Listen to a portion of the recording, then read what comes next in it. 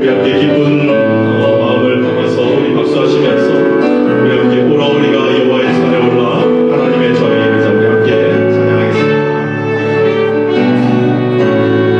오라 우리가 여호와의 산에 올라 하나님의 전에 이르자 오라 우리가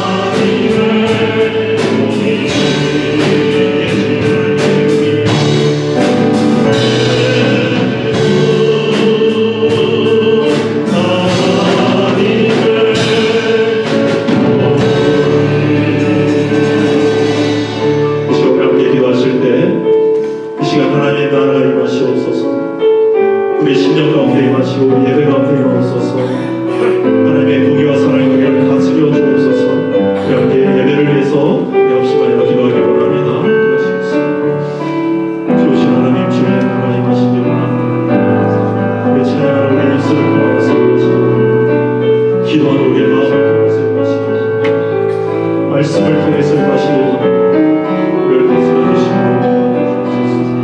영광을 받아 주시옵소서. 우리 모두 일어나셔서 나를 통하여 함께 찬양하시겠습니다.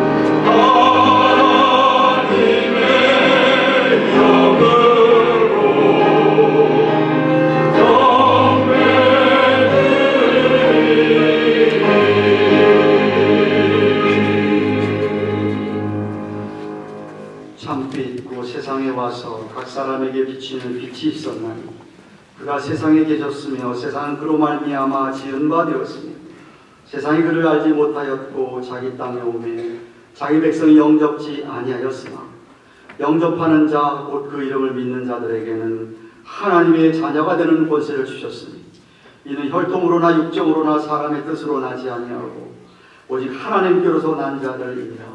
말씀이 육신이 되어 우리 가운데 거하시매 우리가 그 영광을 보니 아버지의 독생자의 영광이요 은혜와 진리가 충만하더라. 만군의 하나님 아버지, 오늘도 주님의 그 은혜와 주님의 사랑과 주님의 놀라우신 돌보심을 힘입고 귀한 성일 2부 예배로 전능하신 살아계신 하나님께 경배와 찬양을 올려드립니다. 이 한 시간 하나님 친히 우리 가운데 자정하신 줄로 믿으며 우리 안에 계신 성령께서 친히 역사하셔서 이 한 시간만큼 모든 것 다 주 앞에 내려놓고 하나님에게만 마음과 뜻과 정성과 목숨 다하여 헌심을 다하여 신령과 진리 안에 예배 드리게 하여 주옵소서. 하늘문을 여셔서 이 한 시간 예배를 모든 자에게 크신 은혜를 베풀어 주시기를 바랍니다. 성부 하나님, 성대하심 성령 하나님, 삼일자 하나님께서 주의 몸된 교회 위에와 사랑하는 성도들 머리머리 위에 온종일 충만하게 역사하시옵기를 우리 구주 예수 그리스도 이름으로 기원하옵나이다. 아멘.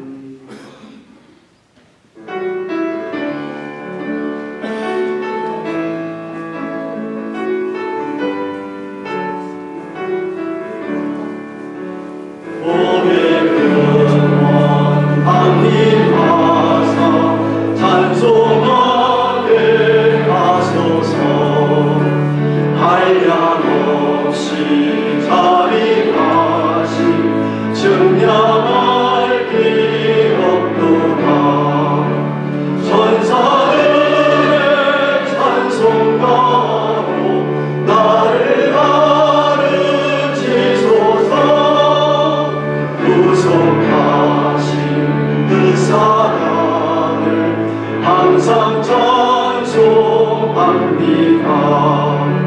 주의 크신 도움 받아 이때까지 왔으니 이와 같이 전국에도 이르기를 바라네. 하나님의 품을 떠나 죄에 빠진 우리를 예수 구원하시려고 보혈을 흘려주셨네. 주의 하늘을 받고 일생 믿은 자들은 주의 은을 사슬해서 나를 주께 내소서. 우리 마음은 연약하여 범죄하기 치우니 하나님이 받으시고 전부임을 지소서. 아멘.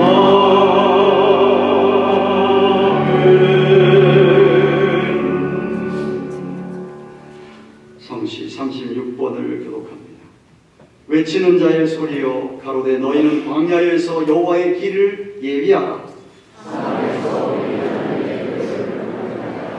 골짜기마다 도두어지며 산마다 작은 산마다 낮아지며 고르지 않은 곳이 평탄케 되며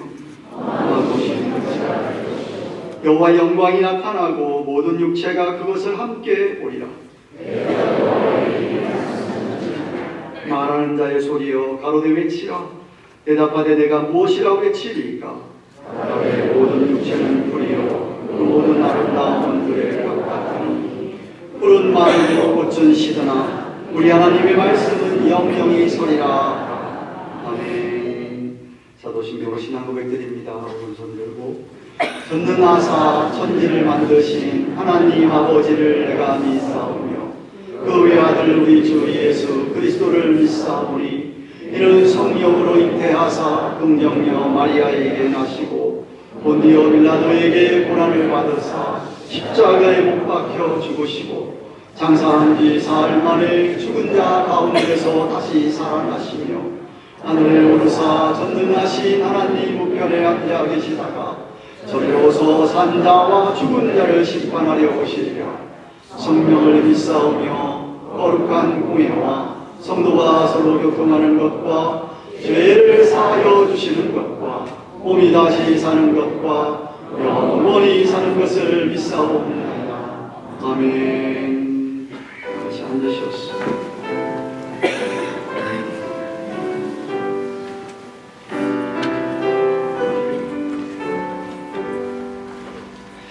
귀하신 주의 이름은 참 아름다워라. 내 근심 위로하시고 평강을 주시네. 주님은 반석이시고 내 마음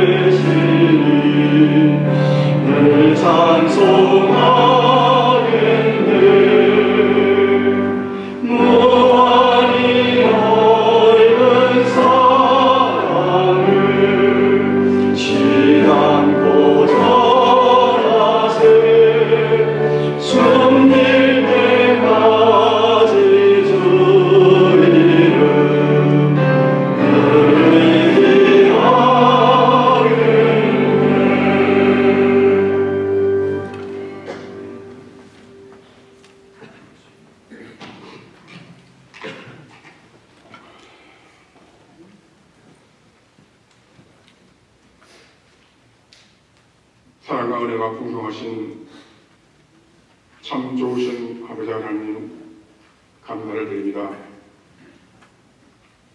저희들을 세상에 버려두지 아니하시고 이렇게 주님 전에 나와서 예배하며 찬양할 수 있도록 은혜 베풀어 주신 아버지 하나님 감사합니다. 일주일 동안 열심히 일했고 피곤한 몸이지만은 하나님께서 은혜를 주시게 하여 저희들에게 안식의 날을 주일날을 허락하여 주신 아버지의 감사를 드립니다. 성령님께서 인도하여 주시사 주님 전에 왔습니다. 성령님께서 이 자리에 임재하여 주시사 저희들의 마음속에 있는 모든 죄악을 주님 앞에 내려놓습니다. 마땅히 해야 할 일을 하지 못한 저희들인데 아버지께서 저희들을 사랑하여 주셨길래 저희들의 모든 죄를 주님 앞에 고백하기 위해서 이 자리에 불러주셨고 또 죄의 용서함 받게 해주시고 또 은혜를 주시기 위하여 저희들의 삶의 목적이 무엇이며 왜 살아가야 되는 것을 깨닫게 해주시기 위하여 이렇게 귀한 자리에 불러주신 아버지 하나님 감사를 드립니다.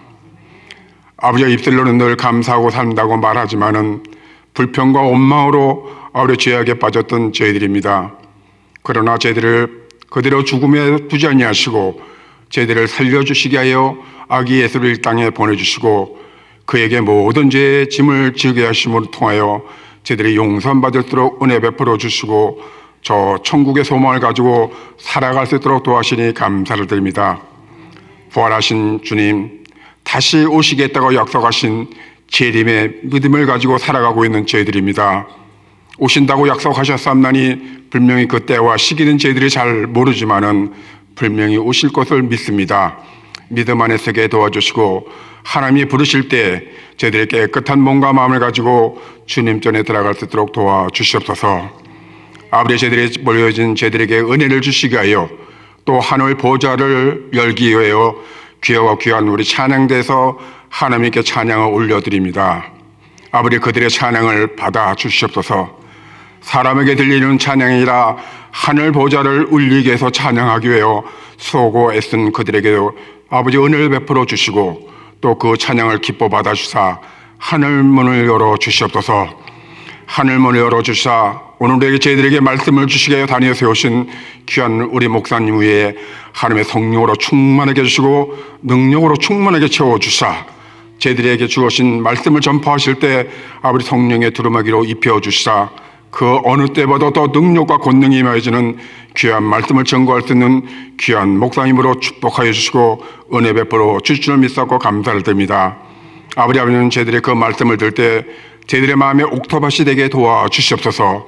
아버지, 옥토밭에 귀한 말씀이 떨어질 때 그곳에서 싹이 나고 잎이 나고 열매를 맺어서 하나님의 말씀을 증거하며 하나님의 복음에 전가될 수 있는 한 영혼을 구원하는 사명 감당할 수 있는 저희들의 씨앗이 되게 도와주시옵소서. 아버지 하나님, 가든교회를 세우신 것은 아버지의 뜻을 이루시게 하여 귀한 교회를 세워주시고 저희들을 불러주셨습니다. 아버지, 저희들은 귀한 말씀을 듣게 나왔는데 여러 가지 사정과 형편으로 이 자리에 참여하지 못한 성도님들이 계십니다. 찾아가 주시고 만나 주시옵소서. 육신의 병으로 인하여 고통당하는 심령들 있습니까?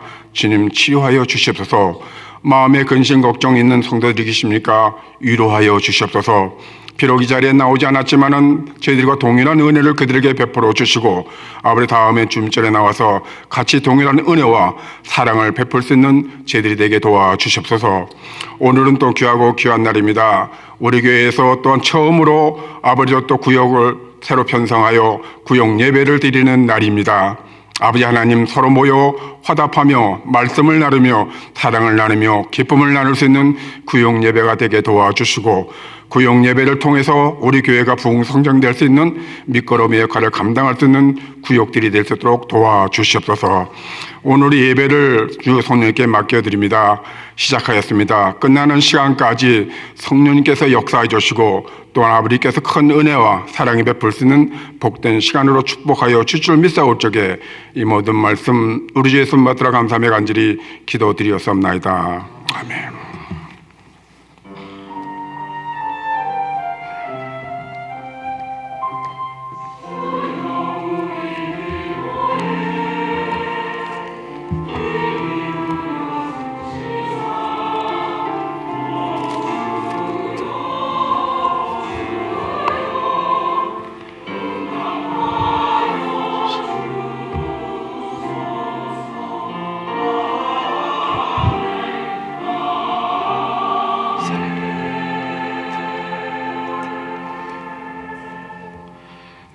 하나님 말씀은 마가복음 1장 1절에서 8절입니다.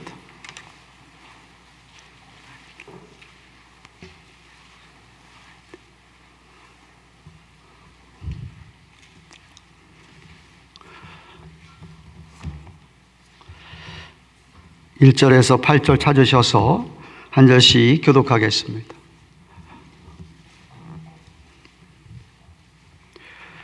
제가 1절을 받들겠습니다. 하나님의 아들 예수 그리스도의 복음의 시작이라. 선지자 이사야의 글에 보라 내가 내 사자를 내 앞에 보내노니 저가 내 길을 예비하리라. 광야에 외치는 자의 소리가 있어 가로되 너희는 주의 길을 예비하라. 그의 첩경을 평탄케 하라. 기록된 것과 같이 세례 요한이 이르러 광야에서 죄 사함을 받게 하는 회개의 세례를 전파하니 온 유대 지방과 예루살렘 사람이 다 나가 자기 죄를 자복하고 요단강에서 그에게 세례를 받더라. 요한은 약태에 털을 입고 허리에 가죽띠를 띠고 메뚜기와 석청을 먹더라. 그가 전파하여 가로되 나보다 능력 많으신 이가 내 뒤에 오시나니 나는 굽혀 그의 신들매를 풀기도 감당치 못하겠노라. 나는 너희에게 물로 세례를 주었거니와 그는 성령으로 너희에게 세례를 주시리라. 아멘.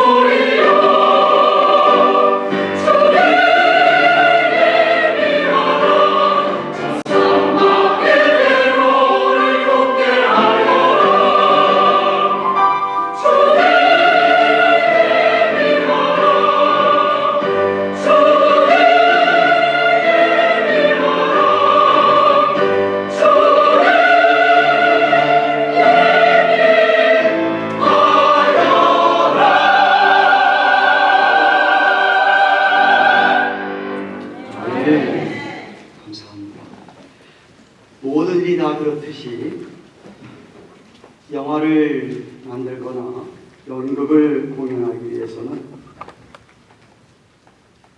감독하는 사람이, 총감독하는 사람이 무엇보다 준비를 철저하게 합니다.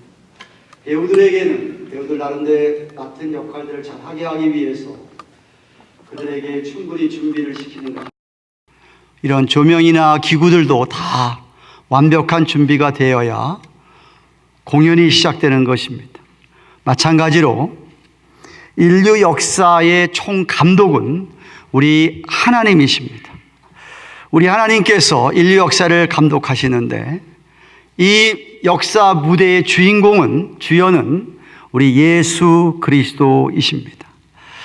세상 모든 역사는 예수 그리스도가 중심이 되어서 구원 역사를 우리에게 가르쳐주고 있는데 수천 년의 인간의 역사가 예수님이 이 땅에 오심으로 말미암아 Before Christ라고 하는 BC와 AD로 안노 도미니, 그 스펠링이 잘못 나왔습니다. 맨 끝에 I인데 안노 도미니라고 하는 In the year of the Lord이라고 하는 뜻에 주님이 오시기 전과 온 후로 역사의 기점이 바뀌었듯이 분명한 것은 이 세상 역사의 중심에는 예수 그리스도가 있습니다.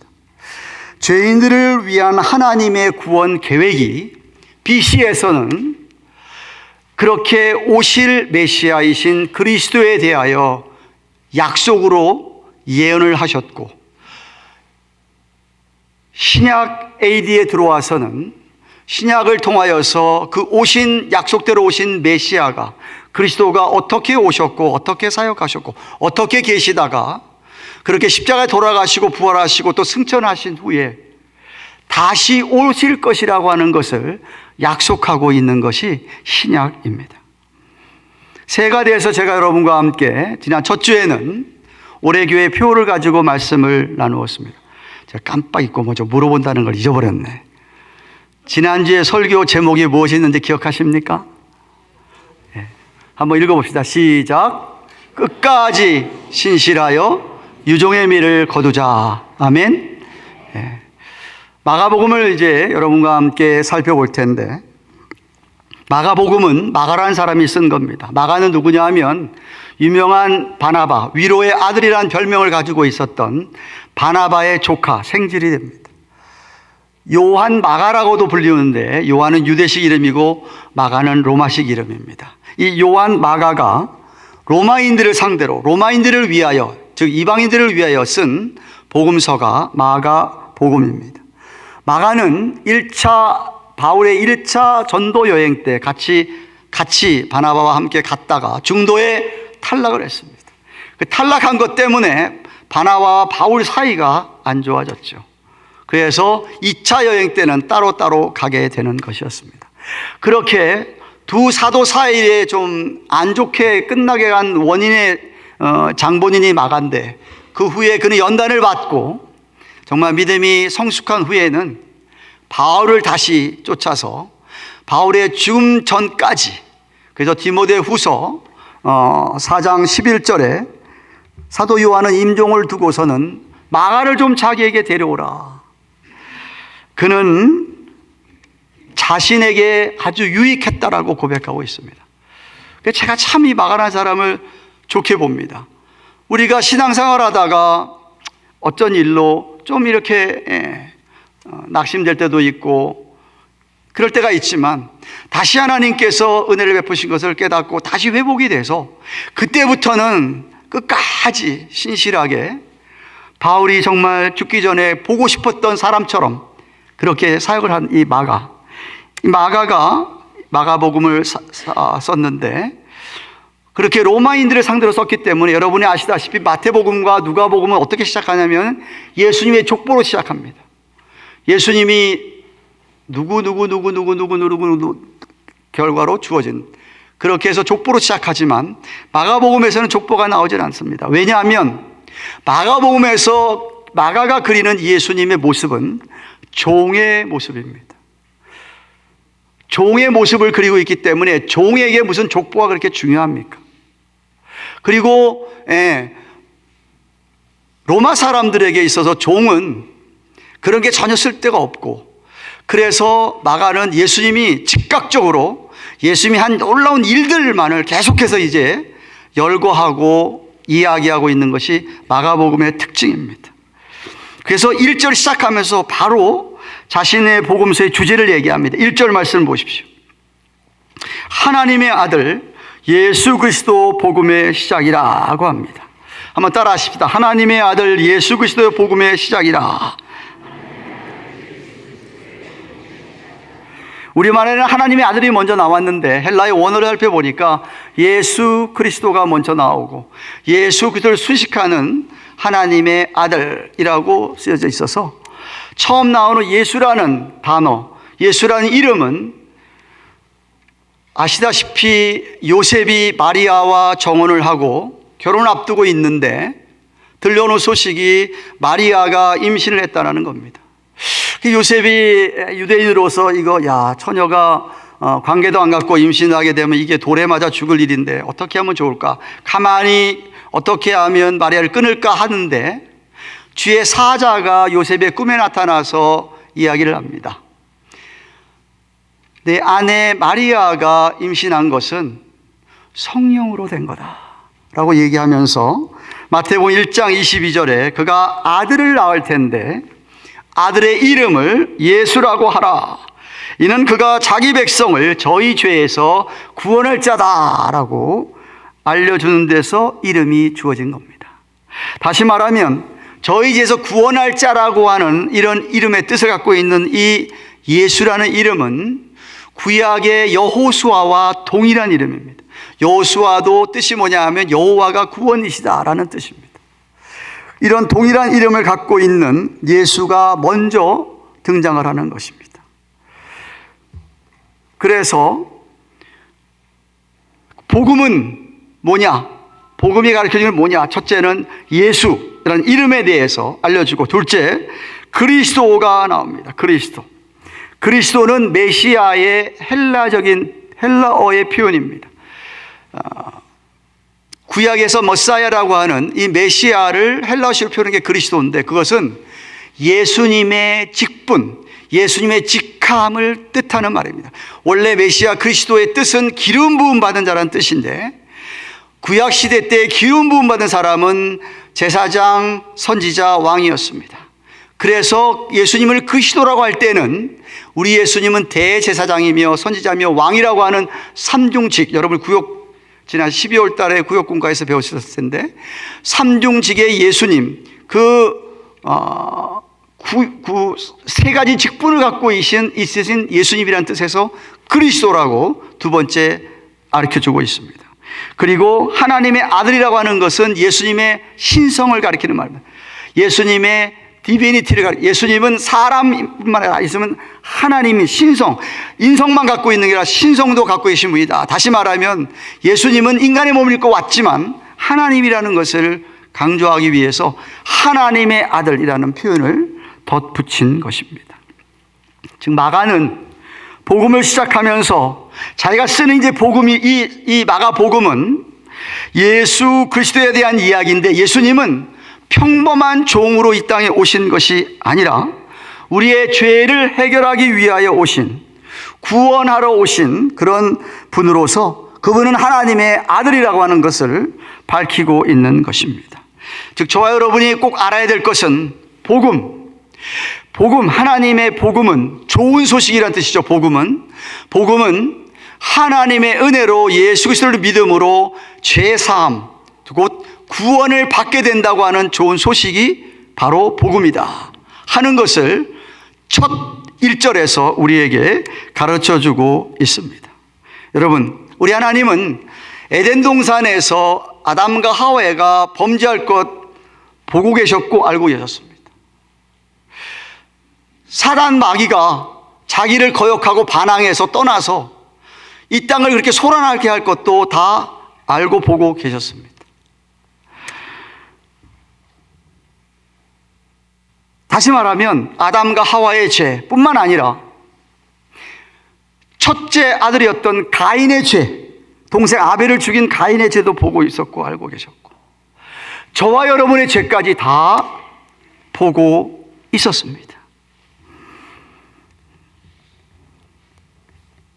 그리고는 하나님께서는 그 전에 인간을 어떻게 구원하실 것인가 하는 계획을 세우셨다라고, 그것도 태초에 에베소서 1장 4절 5절에 태초부터 인간들이 그렇게 될 걸 아시고 인간들을 어떻게 구원할 것인가는 계획을 세우셔서 계획 세우신 가운데 저와 여러분들은 이미 예정하고 택하셔서 때가 되셔서 부르심에 합당하고 부르심에 응답해서 우리가 이 자리에 앉아 있는 것이죠. 그 계획 가운데 하나님의 이제 드디어 때가 된 겁니다. 때가 돼서 2000여 년 전에 예수님을 이 땅에 보내신 것이죠. 그래서 드디어 이 메시아 그리스도로서의 사역을 이제 시작하셔야 되는데 그 길을 우리 하나님도 준비를 하셨다는 말입니다. 사람을 통해서 준비를 하셨습니다. 그 준비도 이미 구약의 이사야 선지자와 말라기 선지자를 통해서 예언된 말씀이기 때문에 2절 3절에 이렇게 얘기합니다. 선지자 이사야의 글에 보라, 내가 내 사자를, 메신저입니다, 사자를 내 앞에 보내노니 저가 내 길을 예비하리라. 주님의 길을 예비하리라. 광야에 외치는 자의 소리가 있어 가로되 너희는 주의 길을 예비하라. 그의 첩경을 평탄케 하라. 기록된 것과 같이 라고 마가가 이사야 40장 3절과 말라기서 3장 1절 말씀을 인용해서 우리에게 이야기하고 있는 겁니다. 예수님이 탄생하시기 600여 년 전에 이사야 선지자를 통해서 오실 메시아는 이사야서 53장에서 고난의 종으로 온다. 그는 우리를 위해서 죽임을 당할 것이다 라고 예언하셨습니다. 말라기서에서는 그 주님은 마지막 때에 심판주로 오실 것이라고 예언했습니다. 말라기 3장 18절에. 두 내용, 우리 예수님께서 우리를 위하여 그렇게 십자가에 죽는 고난의 종으로 오신 주일 뿐만 아니라 그분이 심판주라고 하는 이것을 앞서서 그 길을 예비하고 준비하는 사자, 메신저를 하나님께서 보내주신다. 오늘 본문에서 이야기하는 주의 길을 예비하라, 그의 첩경을 평탄케 하라고 하는 비유적인 표현은 당시에 왕이 어디를 가게 되면 신하들이 먼저 가서 왕의 가는 길을 편하게, 평탄케 준비를 시켜줬던 그것을 염두에 두고 말하고 있는 겁니다. 그래서 그 왕의 앞길을 잘 준비하는 책임을 진 사람, 바로 그 사람의 이름이 뭐냐? 세례 요한이라고 지금 4절에 말하고 있는 겁니다. 세례 요한이 이르러 광야에서 죄의 사함을 받게 하는 회개의 세례를 전파하니라고 하였듯이 그는 예수님보다 6개월 전에 태어났습니다. 친족이죠. 사가랴 제사장과 엘리사벳 사이에서 그들이 오랫동안 자식을 갖기 위해서 기도했다가 하나님이 계시로 주신 그런 아들이 세례 요한인데, 그 요한이 이제 30세가 넘어서 자신에게 하나님이 허락하신 사명을 감당하기 위하여, 주의 길을 예비하기 위하여 드디어 역사의 전면에 나선 겁니다. 그래서 그가 광야에서 어떻게 외치느냐 하면 마태복음 3장 2절에 회개하라 천국이 가까웠느니라 라고 외칩니다. 그래서 오늘 본문에서 죄 사함을 받는 회개의 세례라고 얘기한 것이죠. 죄 사함을 받는 회개의 세례를 전파하고 있는 겁니다. 다시 말하면 주의 길을 예비하는 사람, 복음을 전하는 자는 그의 전할 내용이 뭐냐, 메시지가 뭐냐 하면 죄의 사함을 받기 위해서 회개하라는 내용입니다. 회개하라는 내용입니다. 물론 거기 세례는, 요한은 물세례를 얘기하지만 실제적으로는 이제 마지막 8절에 나온 대로 성령 세례를 의미하는 겁니다. 회개하고 세례받고 정말 돌이켜서 새 사람을 얻게, 새 삶을 얻게 될 것을 그는 선포한 것이죠. 근데 왜 광야에서 외쳤냐 이거죠. 예루살렘에서 외쳤으면 얼마나 좋으냐. 유대 땅에서 외쳤어도 왜 광야까지 갔느냐. 이유가 있습니다. 여러분 이스라엘 역사를 아시다시피 이스라엘 사람들은 출애굽을 할 때 하나님이 놀라운 기적들을 베풀어 주셨습니다. 요즘 새벽 기도 때 우리가 10가지 재앙이 나오는데 수많은 재앙을 눈앞에서 똑똑히 보게 했습니다. 흑암 재앙이 내리는데 다 깜깜해지는데 이스라엘 사람들 사는 데만 화난 거예요. 장자들을 다 죽이는데 하나님 말씀을 따라서 이스라엘 집에는 문지방에다가 양의 피를 발랐더니 그 집은 넘어가서 이스라엘 사람들의 장남들은 안 죽는 거예요. 그걸 눈으로 똑똑히 목격을 했어요, 이스라엘 사람들이. 그래서 바로가 할 수 없이 이스라엘 백성들을 내보냈어요. 내보냈는데 딱 나가자마자 홍해가 딱 가로막고 있어요. 그때도 하나님께서는 모세를 들어서 홍해 바다가 쫙 갈라지는 기적을 경험했어요.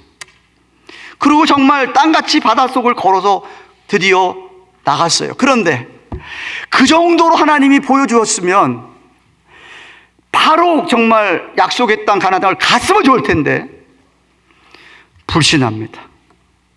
불순종하죠. 정탐꾼을 보내지 않습니까? 12사람을 보내지 않습니까? 10명이 아이고야, 우리 안 됩니다. 그 장대 같은 사람이 괜히 나왔습니다. 이런 식으로 얘기하고 여호수아와 갈렙만 가자, 이길 수 있다라고 얘기하지 않습니까? 그런데 한심하게 다 10명의 이야기를 듣고 안 가는 거예요. 그래서 광야에서 바로 갔으면은 금방 갈 길을 광야에서 40년을 방황을 하게 됩니다. 40년을 방황한 후에야 가나안 땅, 약속의 땅을 들어가지 않습니까? 그런 의미에서 세례 요한이 지금 광야에서 외치는 겁니다. 너희 조상들을 기억해라. 여러분, 원래 세례라고 하는 거는요, 그 당시에 세례라고 하는 거는 이방인들이 개종을 해서 유대교를 개종할 때 이방인들에게 세례를 행했습니다. 이방인들은 부정한 사람들입니다. 그들이 생각할 때 이방인은 부정한 자이기 때문에 유대교에 들어오려면 세례를 받아야 된다고 생각했던 것이에요. 그런데 지금 세례 요한은 유대인들에게 세례 받으라 이거예요. 회개하고. 유대인들도 이방인들과 마찬가지에 죄인이라는 것이죠. 죄인이라는 거예요. 나는 아브라함의 후손이다. 선민의식만 가지고 그 혈통으로만 구원받는 것 아니라는 걸 가르쳐 주는 거예요. 예수 믿으라. 회개하고 세례받으라고 그래서 이야기하는 거예요. 네 새로 시작해야 된다, 니들. 정말. 불신하고 불순종했던 자리에서 정말 메시아를 향해서 새롭게 시작해야 된다는 것을 촉구하기 위해서 세례 요한이 그들에게 회개의 세례를 선포하는 것이었어요. 그렇게 함으로 말미암아 그들도 죄 사함을 받게 되고 메시아를 통해서 하나님의 은혜를 경험하게 되기 때문에 그렇습니다. 그런데 요한이 그렇게 회개 세례를 선포했더니 보세요. 5절 말씀 보십시오. 온 유대 지방과 예루살렘 사람이 다 나아가 자기 죄를 자복하고 요단강에서 그에게 세례를 받더라고 합니다. 성경학자들은 약 30만 명이 세례 요한 앞에 와서 세례를 받았다고 추정하고 있습니다. 역사 기록이 그 당시에 있던 예루살렘 사람과 통계를 생각을 하면서 30만이나 되는 사람이 요한 앞에 와서 회개의 세례를 받았다고 합니다. 그것도 예루살렘에서 광야 거치 요단강 넘어서 광야까지는 약 84마일 됩니다. 꽤 깁니다. 요즘같이 차 타는 것도 아니고 못 타는 것도 아닙니다. 걸어서 가야 됩니다. 길도 포장도로가 아닙니다. 돌짝길입니다. 그런 길을 걸어서 거기까지 가서 세례 요한에게 세례를 받았습니다. 그런데 오늘날도 사람들 앞에서 세례 받습니다. 물론 물세례죠, 물세례. 세례도 받기도 하고 기도하기도 하고 교회 와서 예배를 드리는데 그럼에도 불구하고 실제로 회개하지 못한 사람들도 있습니다. 성령을 받지 못한 사람들도 있습니다. 교회 나온다고 다 회심하고 다 변화받아서 다 새 사람이 돼가지고 성령 세례 받은 사람이냐? 아닐 수도 있다는 것이죠. 어떻게 알죠? 언제 알죠? 그 사람에게 어려운 일이 닥쳐보면 합니다. 그 사람이 죄를 어떻게 생각하는가 보면 알 수 있습니다. 좀 어려움이 닥치면 사라졌어, 언젠가. 교회 나오지도 않고 신앙생활 안 해. 왜 그런가 봤더니 한참 어렵대. 너무나도 죄를 쉽게 져. 분명히 성경에서 그 죄라고 가르쳐주고 있는데도 불구하고 너무나도 쉽게 죄를 져요. 그 이야기는 뭐냐면 그 안에 성령님이 없는 거예요. 정말로 세례받은 사람, 성령 세례받은 사람이라고 한다면 무언가 그 회개에 회심에 합당한 열매가 있게 되어 있습니다. 열매가 클 수도 있고 작을 수도 있습니다. 열매가 많을 수도 있고 조그만 수도 있지만 분명히 열매는 있어야 됩니다. 컨버전이라고 하는 게 제가 늘 얘기하지 않습니까? 예수를 모를 때, 하나님을 모를 때는 내 마음대로 세상을 향해서 저쪽을 향해 살았다고 한다면 믿고 나서는 방향을 180도 바꾸어서 하나님 향해서 방향을 돌이키는 게 그게 회심입니다. 회개입니다. 어떻게 근데 이렇게 가던 사람이 방향을 이쪽으로 가고 있는데 옛날에 살던 삶이 그대로 있는다는 말이면 있을 수가 없다 이거죠. 무언가는 바뀌고 무언가는 변해야 된다는 이야기죠. 물세례만 받아가지고는 힘들다. 물론 물세례도 성령 세례 받은 사람이 사실 물세례를 받는 것입니다. 세례문답할 때 물어보지 않습니까?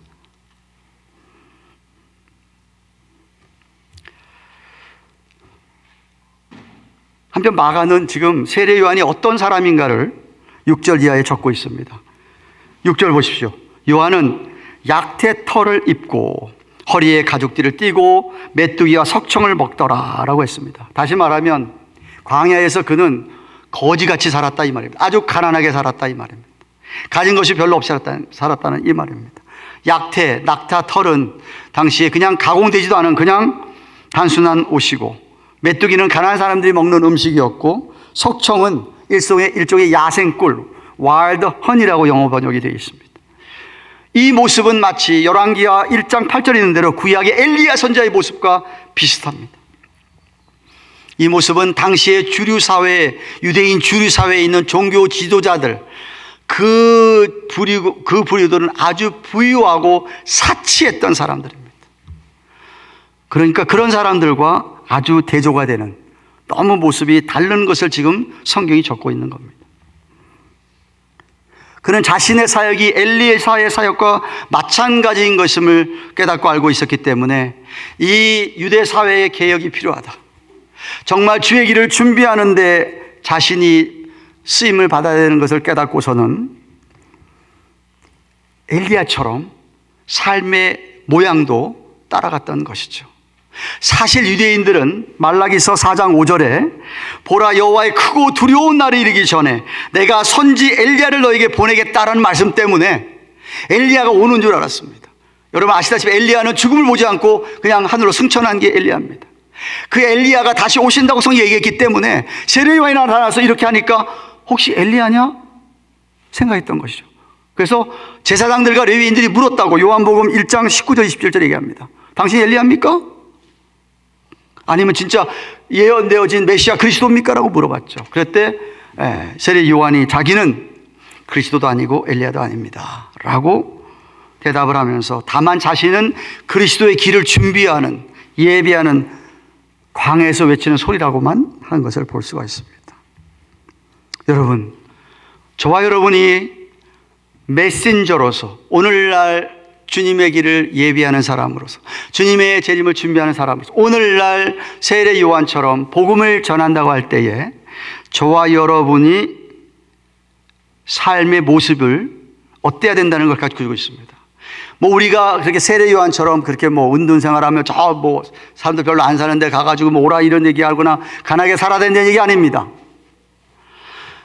우리의 마음, 우리의 자세를 가리키는데 우리의 마음이 세상 사람들 중심이 되면 안 된다. 세상 인본주의자들이 되면 안 된다 이 소리입니다. 하나님 중심의 사람들이 되어야 된다 이 말입니다. 세례 요한은 세상 사람들이 다 하는 것처럼 그렇게 따라가지 않았다 이 말입니다.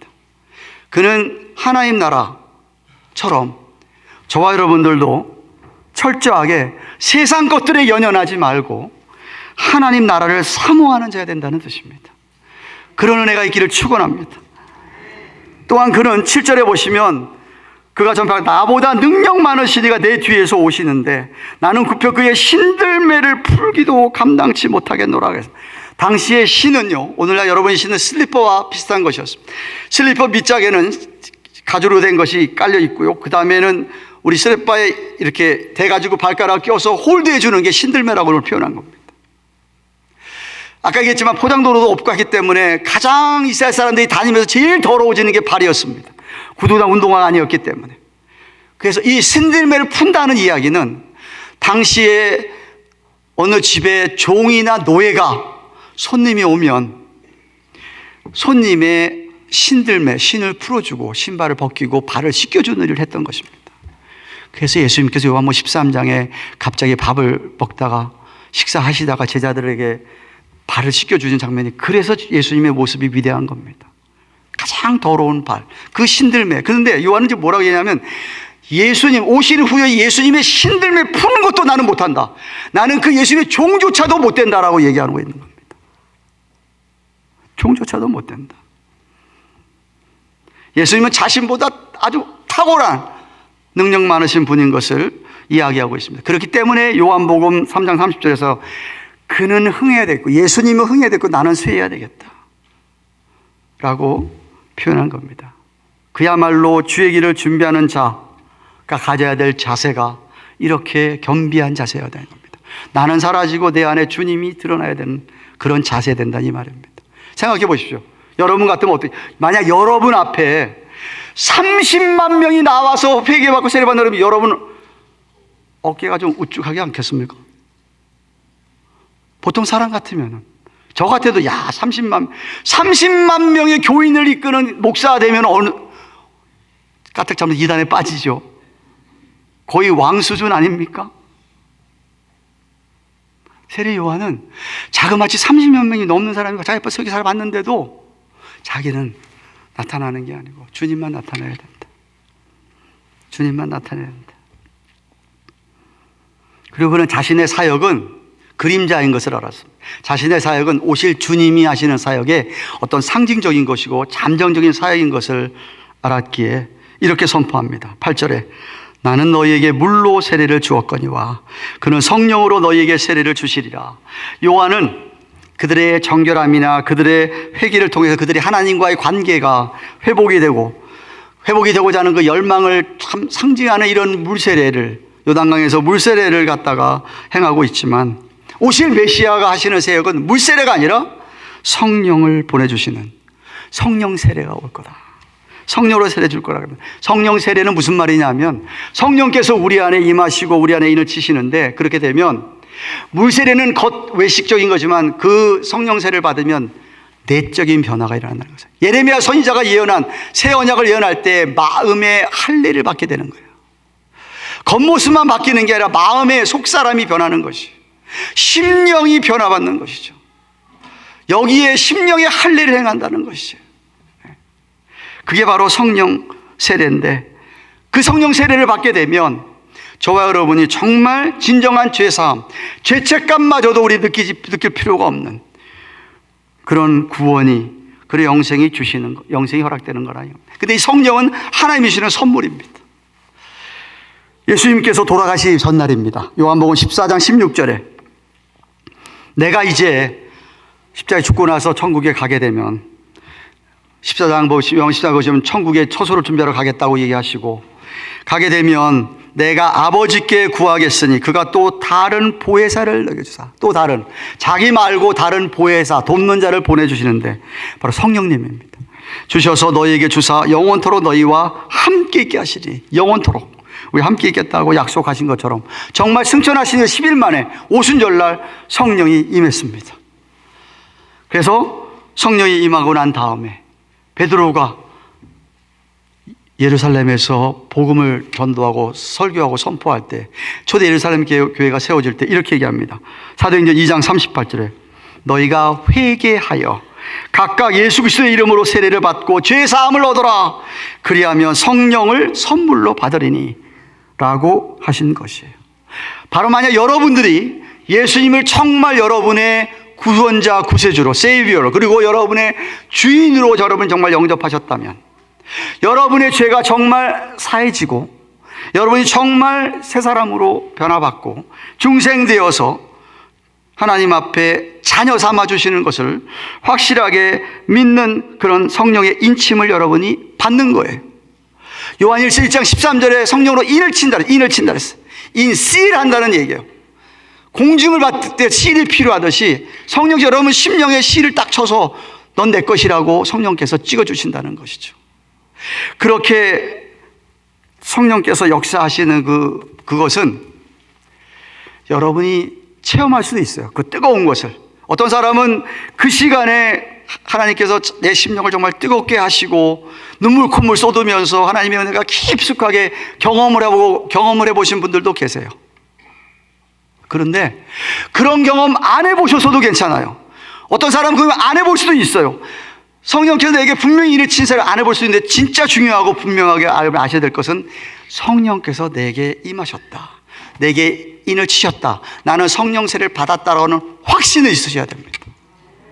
그건 없으면 곤란합니다. 저는 바라기는 여러분에게 그런 경험이 있기를 정말 바라요. 주님 정말 어떻게 하나님께 역사해 주신 그 경험, 성령 체험이 있기를 정말 바랍니다. 근데 그게 없다 하더라도 낙심하지 마시라는 말입니다. 성령을 주신 하나님께 우리가 그래서 감사해야 되는 거예요. 사랑하는 가든교회 여러분, 말씀 맺습니다. 예수님께서 세례요한을 가리켜 이렇게 얘기합니다. 이 세상에서 여자에 태어난 사람 가운데 가장 큰 the greatest man, 가장 큰 위대한 사람이라고 칭찬합니다. 마태복음 11장 11절, 내가 진실로 너에게 말하노니 여자가 낳은 자 중에서 세례요한보다 큰 이가 일어남이 없도다. 엄청난 칭찬입니다. 믿음의 의인이었던 노아, 아브라함, 야곱, 이삭, 야곱 할 것 없이, 모세, 다윗, 엘리, 이런 사람과 할 것 없이 그런 모든 앞서간 사람들보다도 가장 탁월한 위대한 사람이 세례요한이라고 칭찬하십니다. 왜? 그는 예수님의 길을 준비했던 메신저였기 때문이었습니다. 그는, 그러니까 다시 말하면 그의 삶의 모습과 그의 사역의 내용이 주님 보실 때에 이 세상에 그 어떤 사람보다도 위대하다고 말할 수 있었다, 이 말입니다. 그 칭찬을 저와 여러분도 받을 수 있는 것이, 만약 저와 여러분의 삶이 세례요한 같으면, 저와 여러분의 입에서 나가는 메시지가 세례요한의 메시지 같다고 한다면 우리가 그런 칭찬을 받는다, 이 말입니다.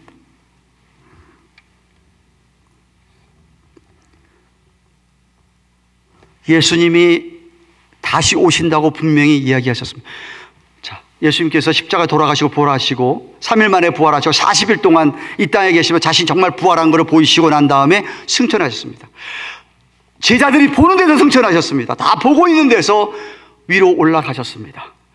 그래서 오한벙벙하게 쳐다보고 있는 제자들에게 흰옷 입은 천사가 이렇게 얘기합니다. 사도행전 1장 11절에 갈릴리 사람들아, 어찌하여 서서 하늘 쳐다보냐? 너희 가운데서 하늘로 올리우신 예수님은 하늘로 가시는 본 그대로 오시리라 그 약속했습니다. 믿으십니까? 예수님이 탄생하기도 1500년 전에, 아니 600년 전에, 아니 300~400년 전에 수많은 선지자를 통하여서 정말 예수님은 베들레헴 그 땅에 오실 거라고 예언한 대로 그대로 예수님이 2000년 전에 오셨듯이, 성경이 그렇게 완성됐듯이 예수님께서 직접 말씀하셨고, 천사도 얘기했고, 계시록에도 수없이 얘기하고 있고, 사도 바울도 수없이 데살로니가 전후서에 얘기하고 있고, 예수님이 다시 오신다라고 하는 약속도 분명히 이루어집니다. 우리 세대 오면 좋겠지요. 저 세대면 할렐루야지만 저 세대 못 온다 그러면 다음 세대에게 어쩌면 꼭 올 거라고 생각이 됩니다. 복음이 다 전달 오신다고 했으니까. 저와 여러분들이 할 일이 뭐냐? 그 주님이 오실 것을 우리가 준비해야 되는 사람이라 이거죠. 저와 여러분이 메신저리 돼야 된다는 것이죠. 그래서 오늘 본문에서 뭘 가르쳐주냐? 메신저리 정해야 될 메시지는 어떤 메시지가 되냐? 메시지는 죄의 사함을 받는 회개의 세례를 받아라, 그 얘기입니다. 하나님의 은혜를 무시하지 말라는 것이죠. 하나님의 사랑에서 계속해서 붙고 있는데 그걸 리젝트하지 말라는 이야기입니다. 그리고 우리 메신저로서, 복음 전하는 자로서 우리의 태도는 세상 중심, 인본주의적인 세상의 부귀영화를 쫓아가는 삶이 아니라 저와 여러분 철저하게 하나님 나라를 중심하고 먼저 그의 나라로 그 일을 구하라 했으니까 그런 자의 삶을 우리가 살아야 된다는 겁니다. 더 나아가 셋째로 우리의 삶은 세례 요한처럼 겸손해야 된다는 거예요. 겸비해야 된다는 거예요. 낮아져야 된다는 것이죠. 우리는 낮아져야 된다. 그래서 우리에게서는 우리의 모습은 사라지고 주님의 모습이 나타나야 된다는 것이죠. 여러분의 삶을 통해서 주님의 인격과 주님의 인품이 드러나야 된다는 것이죠. 그게 세례 요한의 삶이었습니다. 그렇기 때문에 저희들은 세상 살아갈 때에 교회 생활보다도 훨씬 중요한 게 여러분이 세상에 살아가는 삶입니다. 월요일부터 토요일까지 삶이 주일 교회 생활보다 훨씬 중요합니다. 6일 동안 세상에 살면서 어떻게 사느냐, 세례 요한처럼 정말 기회가 주어진다면 입을 열어서 전해야 됩니다. 내 입만 가지고 말만 가지고 전하는 시대는 이제 지났습니다. 여러분이 삶으로 보여줘야 되고 전도 대상자, 인도 대상자 사랑을 갖다 부어야 됩니다. 사랑을 쏟아야 됩니다. 그래서 뭔가 다른 걸 보여주셔야 됩니다. 우리의 말과 행실에서 주님이 드러나면서 정말 기회를 보아서 회개하셔야 됩니다. 죄 사함을 받으셔야 됩니다. 구원 받으셔야 됩니다. 돌이키십시오라고 전해야 하는 것이죠. 일부 예배 때도 말씀을 나눴습니다마는 약 2주일 좀 넘었습니다. 작년 12월 27일인가요? 한국에 온 뉴스가 떠들썩하게 한 사건이 있었습니다. 이선균이라고 하는 배우가 자살을 했습니다. 기생충이라고 하는 아카데미 상까지 받은 영화에 나왔던 사람이어서 인기가 절정이었습니다.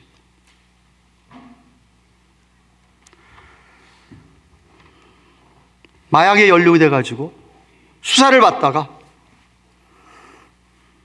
어느 날 아침에 자기 차에다가 조개탄입니까? 가스로 해서 스스로 목숨을 끊었는데 안타까워서 제가 그 뉴스를 듣고 제일 안타까웠던 것은 그 아내에게 남긴 유서에 한마디 말입니다.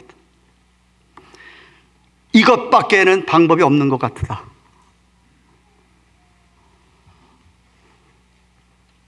자기가 그렇게 죽는 것밖에는 방법이 없는 것 같다.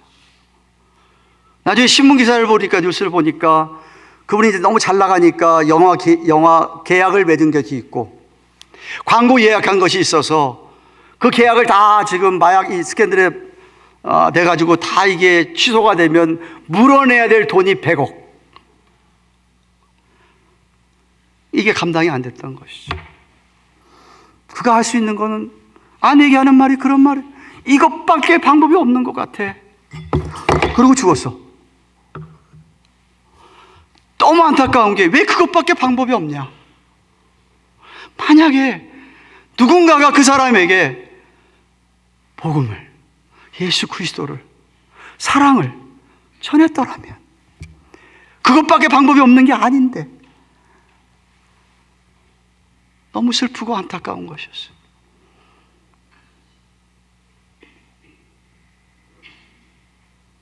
혹시 지금 이 자리에 앉아 계신 여러분들 가운데 저는 한 분도 그런 분이 없기를 바라지만 혹시라도 아직도 회개의 세례를, 아직도 죄사함을, 아직도 성령을 받지 못하신 분이 계십니까? 늦추지 마십시오. 미루지 마십시오. 여러분이 여기 앉아있는 이유는 하나님 여러분 너무 사랑해서 앉아있는 겁니다. 그거 부인하면 곤란합니다. 여러분의 죄를 용서하시기 위하여 자기 하나밖에 없는 아들을 주신 우리 하나님이십니다.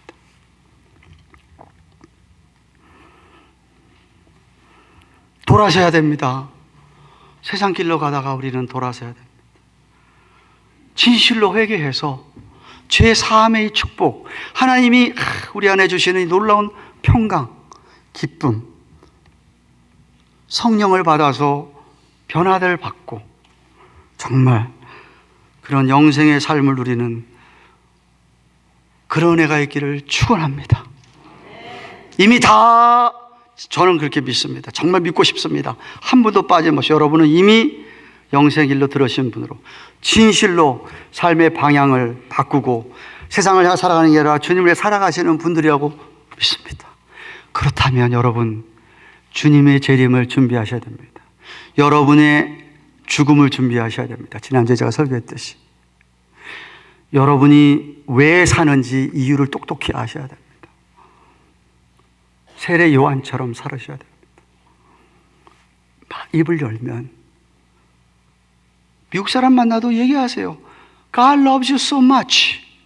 That's why He sent you Jesus Christ. 텃붙하면 욕만 할 때마다 예수님 이름만 대고 욕하는 사람들 얼마나 많습니까? 누가 옆에서 지저스 그러면 저 옆에 있다가 He's my Lord 그럽니다. 우리가 전해야 돼요. 나눠야 돼요. 메신저, 우리 메신저예요, 메신저. 우리말에 사자라고 표현된 게 메신저예요. 목사만 그런 게 아니에요. 우리 다 제사장이라 했어요. 여러분이 메신저예요. 근데 여러분 메신저요. 아무리 메시지가 좋아도요. 메신저의 삶이 엉망이면 그 메시지가 효과가 없습니다. 그렇죠? 억울해 하십니까? 그래서 목사가 힘든 거예요. 그래서 전도자가 쉽지 않은 거예요. 지도자가 쉽지 않은 거예요. 지도자가 구역원을 이끌어야 되는데 구역장이 삶이 엉망이면서 무슨 되겠습니까? 지도자가 어려운 거예요. 근데 예수 믿는 사람들은 다 퍼블릭 피겨, 공인들이에요. 여러분 다 공인들이에요. 예수 믿는 사람들은 하나같이 전 공인들이다. 왜? 다 보고 있고 알고 있잖아요. 여러분 가운데 여러분 주위에서 예수 믿는 걸 모르는 사람이 있나요? 알잖아요. 그러면 우리 세례 요한처럼 살아야 돼요. 메신저가 어떤 삶을 보이고 그 입에서 나오는 메시지가 어떤 것이냐. 오늘 설교는 그 얘기입니다. 우리가 모두가 정말 오늘날의 세례 요한처럼 살게 되기를 주님의 이름으로 축원합니다. 기도하십시다. 주신 말씀 생각하며 우리 통성으로 한번 기도합니다. 믿게 된 우리 감사하십시다. 혹시라도 여러분 가운데 아직도 믿어지지 않는 분이 계시면 제발 마음을 여십시오. 하나님 사랑하십니다. 마음을 열고 주님을 받아들이시기만 하면 됩니다. 여러분의 죄를 사하시기 위해서 오신 구세주이시고 여러분 삶의 주가 되기를 원하시는 분입니다. 그럼 책임져 주신다고 하셨습니다. 받으시고 만약 이미 하나님의 자녀가 된 여러분들은 우리의 삶을 돌아보며 우리 생활을 돌아보며 세례 요한처럼 우리의 삶과 우리의 메시지가 정말 주님 원하시는 곳이 크시는 그날까지 그러한 메신저로 살게 해 주옵소서. 한번 같이 통성으로 기도하겠습니다. 사랑하는 하나님 아버지 감사합니다. 오늘은 마가복음 첫 시간 1장 1절부터 8절까지 세례 요한의 모습을 살펴보았습니다. 정말 우리가 예수 그리스도의 복음을 믿어서 믿고 주님을 정말 그리스도와 주로 믿고 사는 우리들과 같습니다. 메시지를 전해야 되는 우리들과 같습니다. 우리의 메시지를 전할 때 메시지의 내용을 정말 되게 하셔야 됩니다. 죄를 사하게 주셨습니다. 마음을 열고 받아들이셔야 됩니다. 아까의 메시지를 전할 때만 메신저로서 우리의 삶이 정말 주님 보시기에 세례 요한처럼 세상 연연하지 아니하고 세상 것에 욕심을 내는 것입니다. 하나님 나라를 바라고 그의 나라를 구하고 우리의 삶이 철저하게 나타지고 겸손하여져서 정말 주님만이 드러나는 우리의 삶의 모습이 되기를 소원합니다. 그래 우리를 통하여서 정말 주님을 준비하는 주의 백성들이 우리 가운데 많이 나게 주시옵소서. 그렇게 쓰임받는 우리의 인생들을 되게 하여 주옵소서. 감사드리고 예수님 이름으로 기도합니다. 아멘. 주신 말씀 생각하며 257장 찬송하십시오.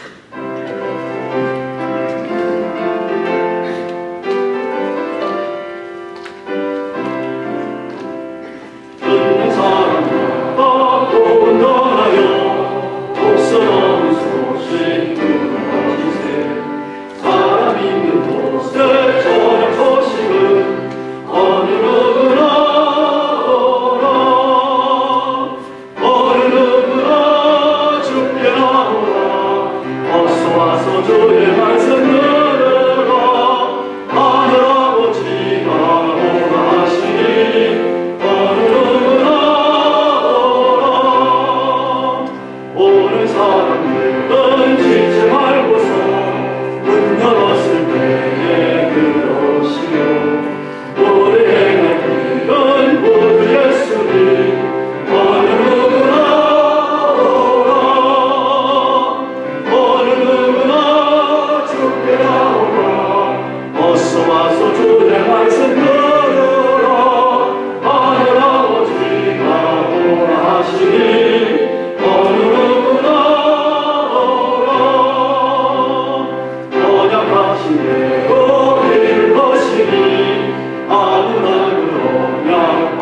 예수님을 받는 사람은 그 생명이로다. 어느 누구나 오라, 어느 누구나 주께 나오라. 어서 와서 주의 말씀 들으라. 하늘 아버지가 원하시니 어느 누구나 오라. 아멘.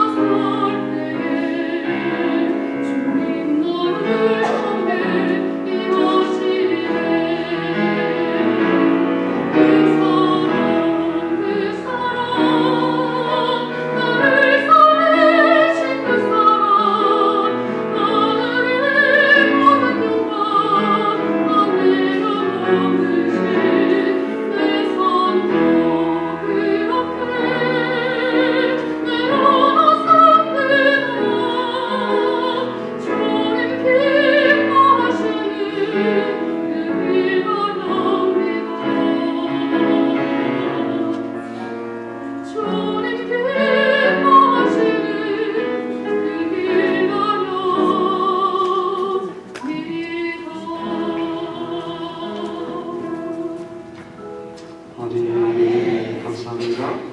우리 한번 인사 나누시다. 앞서 안녕하세요. 반갑습니다. 축복합니다.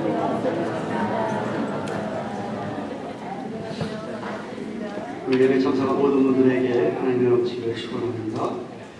지난주에 첫 만나했던 크리스틴 킴 자매님 환영합니다. 오늘도 예배 드리고 새가족반 하셨는데 오늘부터 새가족반 시작했습니다. 기도해 주시고요. 오늘은 새 첫 구역 모임이 있습니다. 구역장로님들 따라서 신년 할애 겸잘 모이시기 바라고 권자들은 구역 보고를 당해 구역 교장에게 해주시기 바랍니다. 다음 주일에는 2부 예배 후에 점심 친교가 준비됩니다. 친교봉사 구역은 12구역입니다. 또 다음 주일에는 각 지회의 첫 정기 원례가 있습니다. 임원들 미리 준비하시고 아직 올해 각 지회 행사 계획표를 당에 제출하지 않은 전도에는 다음 주일까지 제출해 주시기 바랍니다. 올해 새 주소록이 발간되었습니다. 한 부씩 안내석인 한 부씩 가져가시기 바라고요. 다만 우리 교인들 위한 겁니다. 딴 데로 외부로 미치지 않도록 해주시면 고맙겠습니다. 새해부터 중보기도 사역에 동참하실 분들은 김일서 전사님이 말씀해 주셔서 오늘 토요일 오후 7시에 방회장실에 오셔서 훈련을 받으시고 사역을 해주시면 감사하겠습니다. 지난주에 광고드렸듯이 새해부터 전교인이 전도에 열심을 내기 바라면서 지난주 주보사에 넣어드렸던 전도, 인도 대상자 성함을 적어주셔서 전하 황자 권사님 전도부장님에게 제출해 주셔서 우리가 먼저 그분들을 위해서 기도하고 전도인 할 수 있도록 협조해 주시면 감사하겠습니다. 작년 세금 보고를 위한 헌금 내역을 필요하신 분들 재정부가 만들어드린 리스트에 오늘까지 좀 성함을 적어주시면 저희가 말까지는 보내드리도록 하겠습니다. 저희 교단 총회 선교위원회에서 평신도 선교훈련 과정 다음과 같이 개설합니다. 계속 광고하는데 선교훈련원에서 연락이 왔는데 등록비가 80불 했다가 더 많은 사람이 참석할 수 있도록 독려하기 위해서 40불로 반값 세일로 낮췄다고 합니다. 그래서 교회에서 다 할 수도 있지만 자기가 돈을 좀 내고 들어야 될 의미가 있어서 교회에서 30불 후원할 때니까 10불만 내고 4번 강의를 꼭 들으시길 바랍니다. 선교 보원들은 맨데토리입니다. 누구나 선교 보원들은 다 들으셔야 되고 관심 있으신 분들 또 교회 지도자들은 좀 들으시면 좋겠습니다. 늘푸른 유치원에서 24-25년도 원화 모집합니다. 대상은 3세, 4세 기준인데 주보를 참고하시고 최재원 원장님에게 문의하시기를 바랍니다. 주의에 알리시기 바랍니다.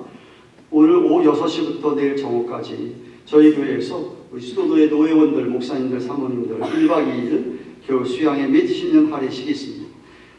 위에서 기도해 주시고 협조해 주시고 도와주시는 분들에게 감사드립니다. 우리 다 함께 일어나셔서 주기도문 기도로 예배를 드리겠습니다.